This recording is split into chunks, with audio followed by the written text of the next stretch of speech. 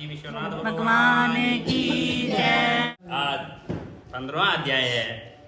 देवर्षि नारद जी से राजा पृथु ने कहा कि हे देवर्षि, दैत्य राजा ने क्या किया और वह सब मुझे विस्तार पूर्वक सुनाइए। तो देवर्षि नारद जी से बोले, उसके चले जाने पर जलंधर ने अपने राहु नामक दूत को बुलाकर कैलाश पर जाने की आज्ञा दी और कहा कि वहाँ पर एक जटाधारी शंभु नामक योगी रहता है और उससे मेरा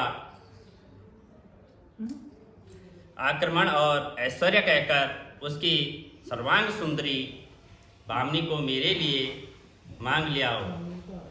तो तब उन वचनों को सुनकर वह दूत शिव के स्थान पर पहुंचा और परंतु नंदी ने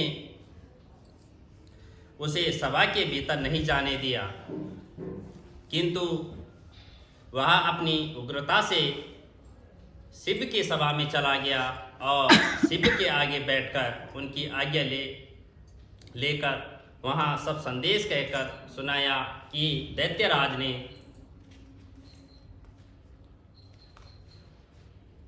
कहा था। फिर तो उस राहु नामक दूत के ऐसे कहते ही भगवान शूलपाणी के आगे पृथ्वी फोड़कर एक शब्द वाला पुरुष प्रकट हो गया और जिसका कि सिंह के समान मुख था और जो कि मानो दूसरा नरसिंह था, और वह दौड़कर राहु को खाने चला गया और राहु बड़े जोर से भागा, परंतु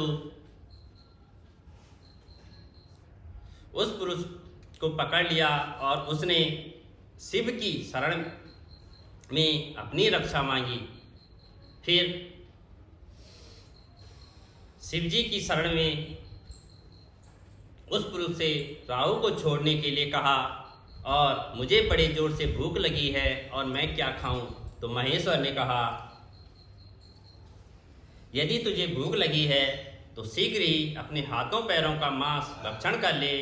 तो शिव जी की आज्ञा से वह पुरुष शीघ्र ही अपने हाथों और पैरों का मांस भक्षण कर गया। तो अब केवल उसका सिर मात्र शेष रह गया था। तब उसका ऐसा कृत्य देखकर शिवजी ने प्रसन्न होकर उसको अपने आज्ञा का पालन जानकर उसे अपना परम प्रिय गण बना लिया और कहा कि मेरी पूजा के समय तेरी भी सदैव पूजा होती रहेगी।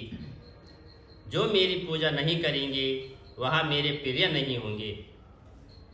तो शिवजी से ऐसा वर पाकर उस पुरुष को बड़ी प्रसन्नता हुई और उस दिन से वह शिवजी के द्वार पर